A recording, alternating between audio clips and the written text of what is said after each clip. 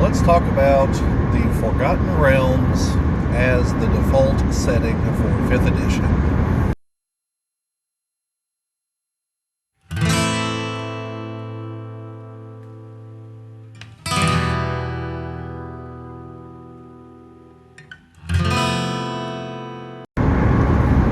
Welcome back, those of you who've been here before. Welcome to those of you who are new to the channel. Today, we're going to be talking about the Forgotten Realms as the default setting for 5th edition. So, I saw a video recently that was somewhat heavy on the criticism for the Forgotten Realms as the default campaign setting for 5th edition. And first of all, there were some fair points raised, but I feel that a number of points that were raised are the typical things people bring up when they only have a surface level understanding of the setting.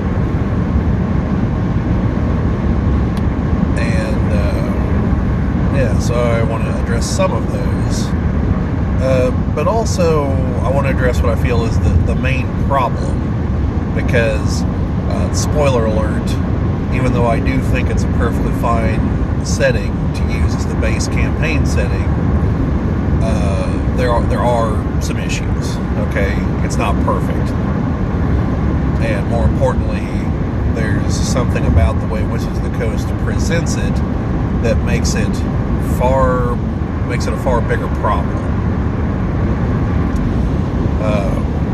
So I'm going to go ahead and address that part first, because that's the easy part. So the Forgotten Realms has mountains of material in print and online. The creator of the Forgotten Realms is now active on YouTube, Ed Greenwood. So, you know, it's not like we can't get this information. The problem is, much like other things in 5th edition, Wizards of the Coast just feels quite compelled to give it like half of an effort. And it seems like the more I acquaint myself with how things are done in 5th edition, because I haven't played a ton in 5th edition. DMing a game in 5th edition, but I use a homebrew version of the Forgotten Realms where I combine elements from different parts of the timeline plus make a bunch of tweaks of my own. So, you know, I don't own tons of published adventures. Actually, the one I do own is the Dragonlance adventure, because I wanted to see how it turned out, because I like the Dragonlance campaign setting too. So, the big problem is, like, if I want to run Dragonlance now, this, for those of you in the future, this is being recorded, I think this is the 1st of March in 2023. So the Dragonlance book came out just a few months ago. You know, it's got enough, I think there's enough there that you can continue to run a campaign beyond the campaign, that's in the book. There's miniature sets for it, a board game to simulate some of the battles, because in Dragonlance there's a war going on. There's a lot there. And it's not just the adventure, it's almost a campaign setting book also. So the Forgotten Realms doesn't have that. It's got the Player's Handbook and the Dungeon Master's Guide, and like a lot of the stuff that's presented in there is through the lens of the Forgotten Realms, but almost all the focus is on the Sword Coast, which is one coast of the continent of Faerun, which has all kinds of other societies and adventure possibilities spread throughout. It tends to focus on Neverwinter, Waterdeep, and Baldur's Gate, which are the main cities on the Sword Coast. Now, yes, some adventures do go a little bit farther north and south to 10 towns in the north and Cholt in the south. And you'll hear a little bit about Thay here and there on the other side of the continent, but you don't get a picture of what Thay is like, you know, if you were to actually try to run a campaign there. So there is no campaign setting guide. And there should be, instead of just random information scattered around adventures. That doesn't help you flesh out the campaign setting. So without that, it feels incomplete, and two, it feels kind of samey, because the three main cities, you know, they're all three city-states on the Sword Coast. They have similar population makeups. Now they're run differently, but, you know, without going into a lot of detail on them, is it really dramatically different that Neverwinter in the North is run by a lord, a single lord, that Waterdeep is run by a council of hidden lords, and Baldur's Gate is run by, I honestly don't know off the top of my head, so I'm not gonna speculate. I should know, but the only Baldur's Gate games I've played are the ones on the Xbox, which didn't go into a whole lot of detail. They're a lot more hack and slash. I really should play the others or read up on Baldur's Gate. Also, somehow, I've read something like 150 Realms novels, and I don't think a single one of them took place in Baldur's Gate. I don't know how that's possible. But it is what it is. So, it's a blind spot for me in the Realms. I just know it's a big city. But yeah, so that's the problem, is that it's like, okay, so there's these three city-states that, you know, are somewhat similar, and they're all geographically close to each other, and, you know, what about the rest of the continent? And so you have this problem of it's presented as the main campaign setting, but it doesn't provide you with a campaign setting. You know, it doesn't tell you anything beyond that. And I guess you're just supposed to go into the DM's Guild and buy books piecemeal, or go find a 3rd or 4th edition campaign setting book to get a map and everything else, so you know what the hell's going on in the rest of the setting. And that's, you know, that's a problem. That doesn't mean the setting is the problem. That means Wizards of the Coast's presentation of the setting is the problem. So that's the main criticism from me, is that if Wizards of the Coast presented it properly, there'd be nothing wrong with using it as the base campaign setting, for the purposes of making a base campaign setting. The real problems are that because it's the base campaign setting, you have to shove everything into it. So everything that's in the player's handbook has to have some place to fit. Now, because the Realms is so huge and diverse, like, you could probably find a spot book, they'd probably be there, and work it into the lore somehow. But, you know, this is, I'm trying to think of the example here. It's like in 3rd edition, Eberron became a thing in 3rd edition. And the Warforged were unique to Eberron. Well, then in the 4th edition, they show up in I believe it's the main monster manual.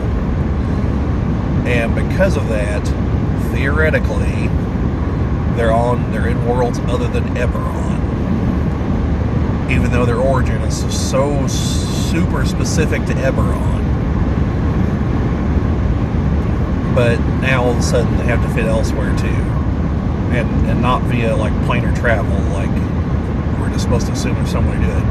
Now again, in the Realms, I'm sure you could concoct a reason, like for a one shot, I'm playing a Warforged, and I just, you know, said, okay, well, you know, they were created in Ilfarn, and way back when, the means to do so has been lost. My guy got buried. someone dug him up. Now he's roaming the world. You know, it works, but does that explain all the rest of the Warforged? You know, that works for one of them. But anyway, so it's more a problem for the setting than for the players playing in the setting. But since the Forgotten Realms is virtually a everything in the kitchen sink setting to begin with, you can find some way to plug them in somewhere, more than likely. So some of the other complaints that arose, though, were, and the two that I hear a lot, even before 5th edition, are, number one, oh, there's just too much lore. I'm overwhelmed. Okay, you don't need to read it all. I haven't read it all. In fact, I doubt very many people have. Like, you don't have to be an expert on the thing. You just need to find enough that grabs your attention, and then you can fill in the rest.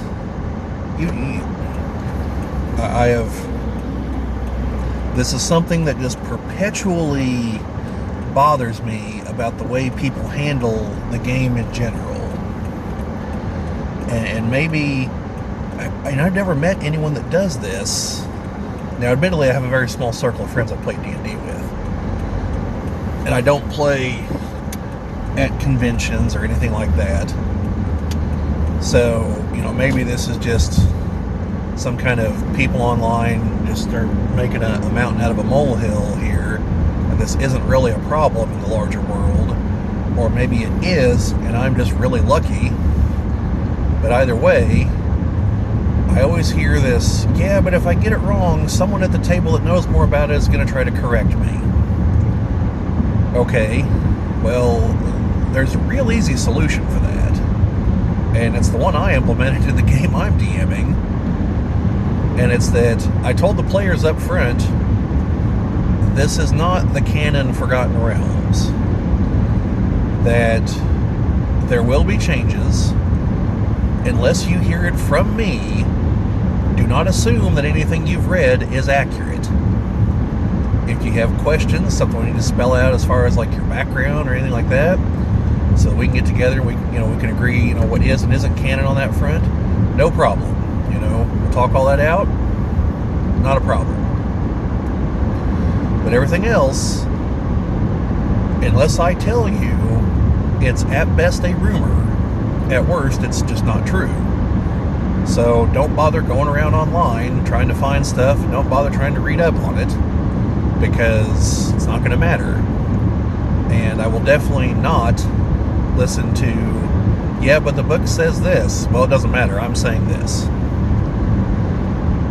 And so I see frequently people saying, yeah, but what about the players that do that? It's like, well, you tell them real simply, and I know this is far easier said than done, but you tell them simply, these are the rules. You are free to leave if you cannot abide by them. Like, it's harsh, but if you're playing a game of Monopoly, do you put up with someone questioning the rules when you have the rule book right there and you can prove them wrong constantly? No, of course you don't. Or if you do, you don't ever play with that person ever again. So why would you put up with that in Dungeons & Dragons? Or whatever other RPG you're playing? There's no point in putting up with that just because it's D&D. Don't tolerate things in this game that you wouldn't tolerate in others. So, in my opinion, that's how you solve that problem.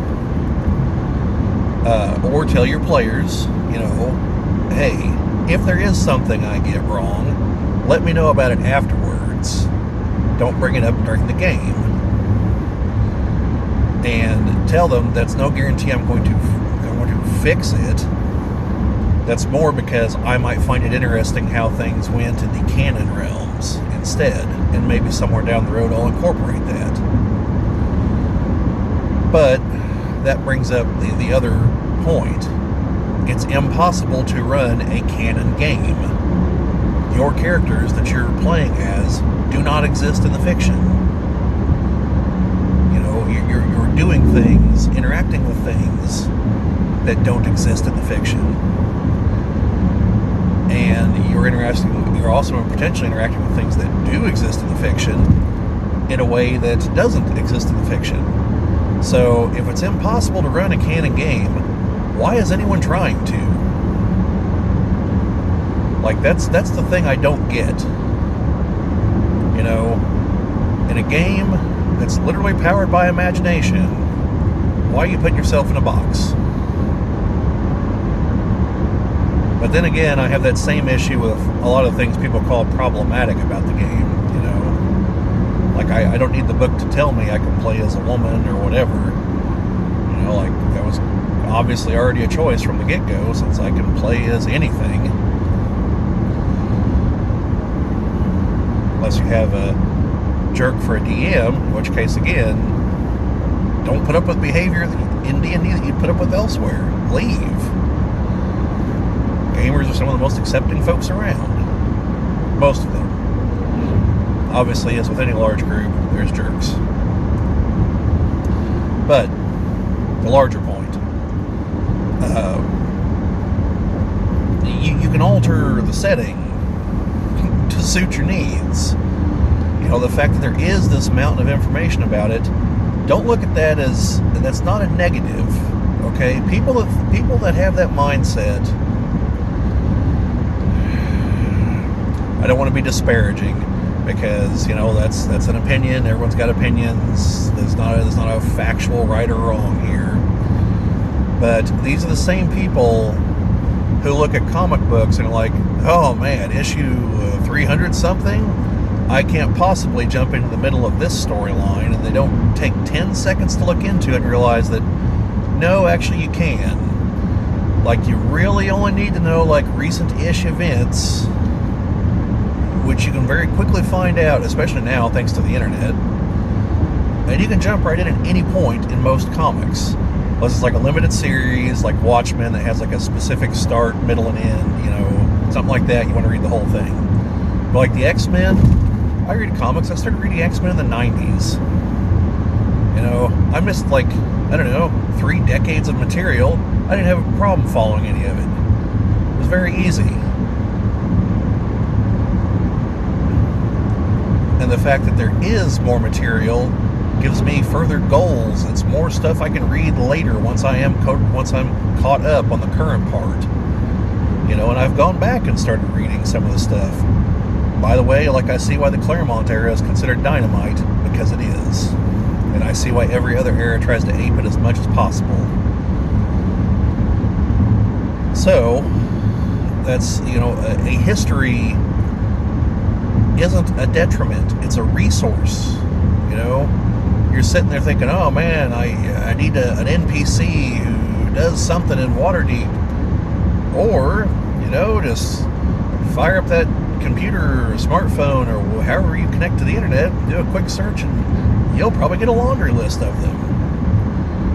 Pick one of those. Boom, you're done. Move on to your next problem. You know, it's a gaming aid. It's not a detriment. History is not, it doesn't hold you back. It provides answers, because someone else solved your problem a long time ago. There's nothing new under the sun. You know, take advantage of this fact. This reminds me of a comment that I'm probably going to mess up here, but it is something I read a long time ago. Human beings are the one creature that is capable of passing on knowledge to the next generation, and we seem hell-bent on absolutely ignoring whatever advice the previous generation has for us. Like, it's, from a cosmic standpoint, it's comical, but it's really sad. And the fact there are people out there that actively champion, oh, just reboot it, get rid of all that cruff. No, screw them. Like, you know, they can go do whatever they want. But, you know, the fact that that stuff's there, it's a benefit, not a detriment. Again, to draw a comics analogy, DC Comics has been floundering for a long time. DC Comics constantly reboots. Marvel Comics has never rebooted. And Marvel Comics is doing much better because they know how to draw on their history.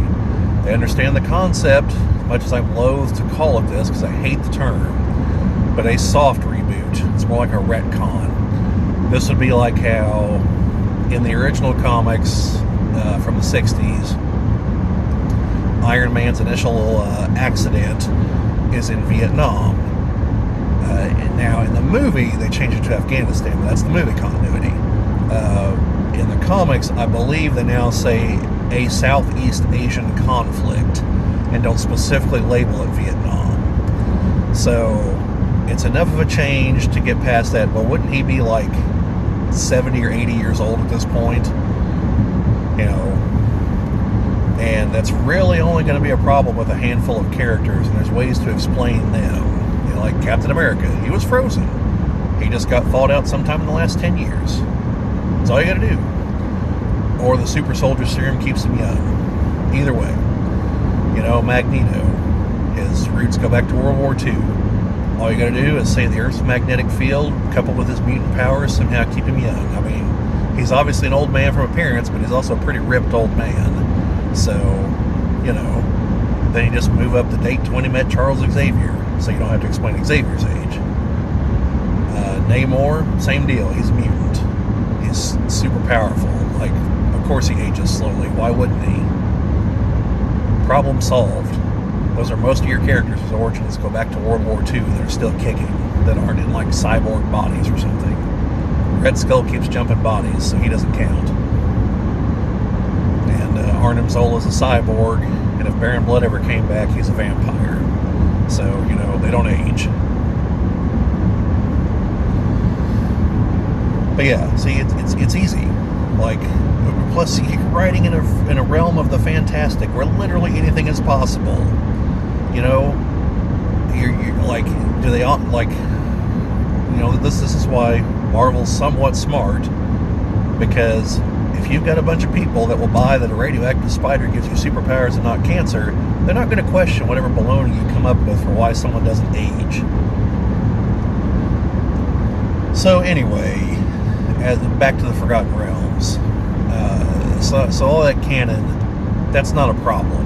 That's resources to draw upon if you want them. You know, you don't have to. You make up whatever you want. But if you want to get it close to canon, because again, you'll never have it canon, you know, use the decades of material that are there. And then the other big issue that gets brought up constantly is, oh, but what about all the super powerful NPCs? Well, just consider for a moment, it's a twofold problem, supposedly. Their very existence is a problem, but also, well, why don't they solve all the problems? Okay, so here's the answers. Number one, if your characters can reach level 20, and in theory beyond, you know, in previous editions they could, they're not the first beings in all the world to achieve this. Like, there are other characters that have already hit these heights and gone beyond. They didn't just, like, fly off into space. I mean, some of them might have. But, you know, most of them are probably still kicking. So, of course, they're going to be higher level NPCs. And since the Forgotten Realms is a high magic setting, there's probably going to be a lot of them. Now, why don't they solve all the problems? Well, based on answer number one, that there's a whole lot of them, those that exist, they aren't all good guys. So the good and evil ones are essentially locked in a cold war against each other. Because if someone like Elminster and someone like Manchun just go all out in an epic spell duel, there's a really high probability that they will tear a hole in reality and let some other dimension spill forth, or wherever they're standing gets sucked into some other dimension, And most of those other dimensions are completely and totally hostile to life. Could be the far realm, could be the hells, could be the abyss, could be anything. That's what happens when you get a whole bunch of high-level spells all in the same area.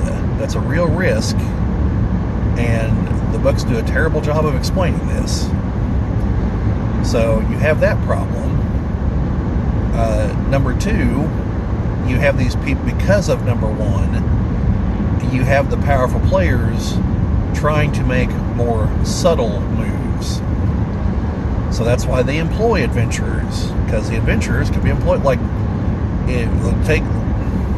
you're an adventurer.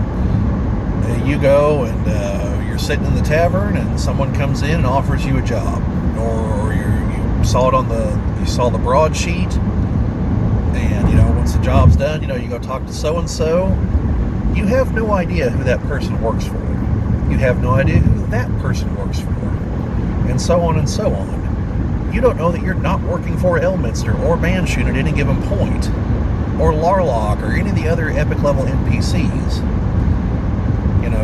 They could easily be using and they usually do, use adventurers to achieve their ends, so that their enemies can't figure out what they're doing. Because when you go in guns a-blazing, everyone else knows it. So they're going to show up too, because obviously if you're doing it, it's something they want to stop from happening. So the high-level NPCs are essentially locked in a cold war with each other. Also, the other complaint is why don't they fix all the world's problems? Again, it's important to note, I'm recording this on March 1st, 2023. For those of you who think that's like a break from reality, I wonder how much you pay attention to reality. Just consider the sheer number of problems in the real world that could be fixed by the powers that be, and they don't.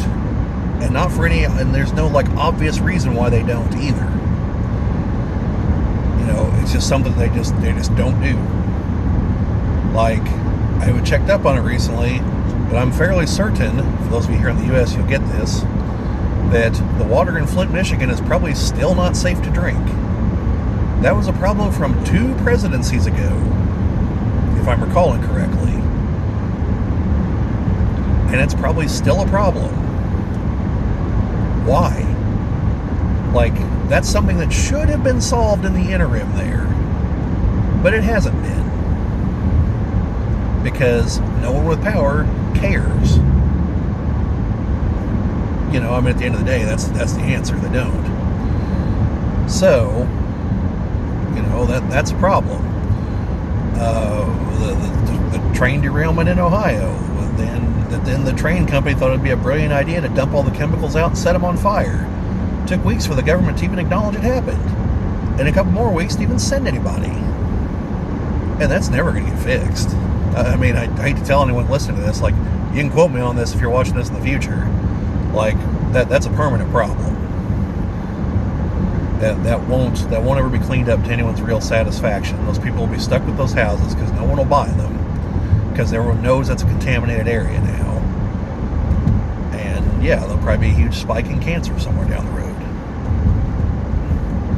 And why?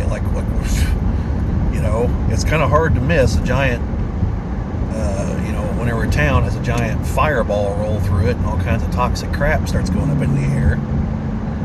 Yet, no one did anything significant in power that could have. And I'm willing to bet no one's ever going to be held accountable for it either. You've got, I could keep going. There's problems in California, they keep growing the state population-wise, ignoring that they're in a desert and not doing anything at all to try to retain water from the rainfall. And then they act surprised when it's a drought in the desert.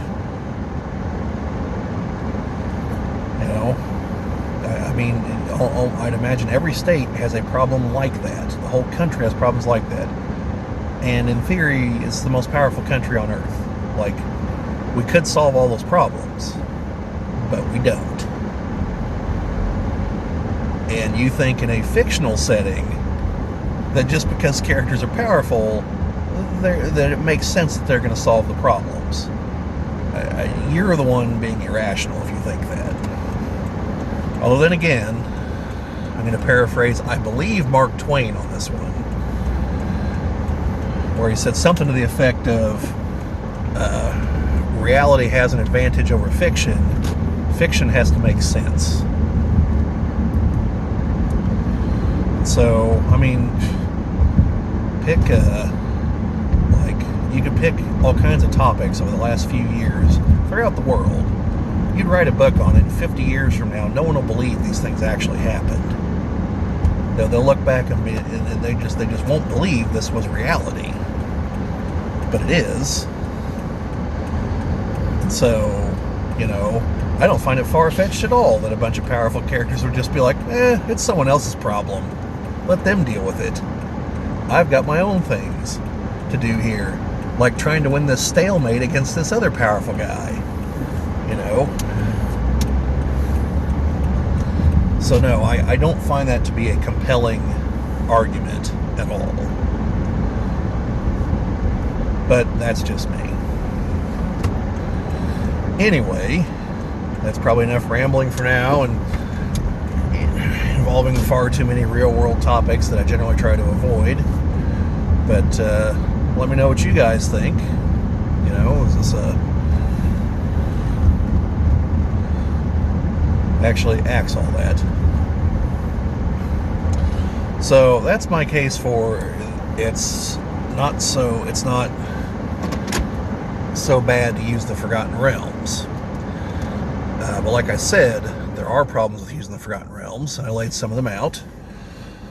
I think the ideal situation would actually be something kind of like what they did by using just the Sword Coast region. The problem is they used it in a world that people know that there's more to it. What they probably should have done was create part of a Points of Light type setting, probably a Points of Light type setting, flesh out part of it, and give you a rough idea of how some things work beyond that general area, and then be like, okay, now you guys, for those of you who are all into homebrew, here you go. Here's the starting point. Build the rest. Let us know what you come up with. Make it a big thing. Where the community comes up with their own ideas and they post about them and people talk about them. Make an actual community and not just a group of people that all happen to play the same game. That's not a community. Okay. A community interacts. They know each other. They pass ideas back and forth. That would build a real community. People have their YouTube channels all about well, here's what I've done with the setting, and well, here's what I've done with the setting, and well, I love some of your guys' ideas, and I incorporated that, but then I did this other thing over here. You'd see more of that. That's a community. That's evolving ideas. Okay, that's participation. And then have the campaign settings for people that want the whole settings. To me, that would have been the ideal approach. Kind of like how in 3rd edition, theoretically, Greyhawk was the background, was the base setting. But I don't think a whole lot of material ever really pointed that direction. So, or maybe I missed it. But yeah, that's what you need to do. Just create a generic part of a generic setting that doesn't have, you concoct a history for that part. Maybe, mention the names of some neighbors or something, throw out some plot hooks for what could be out there and be like, okay, so, your first adventures are here and go, and then don't make other adventures for that. Maybe make, a little bit more material, but centered around where you've already done. Don't give in to the impulse of having to explain everything. Let the players play and fill it out. You know, that's what I would have done anyway if I would have, if I'd been on the team and really put some thought behind it. And then release campaign guides and adventures in the other settings. So, yeah. Anyway, that's just my thoughts on all that. Thought it'd be a good topic for a video.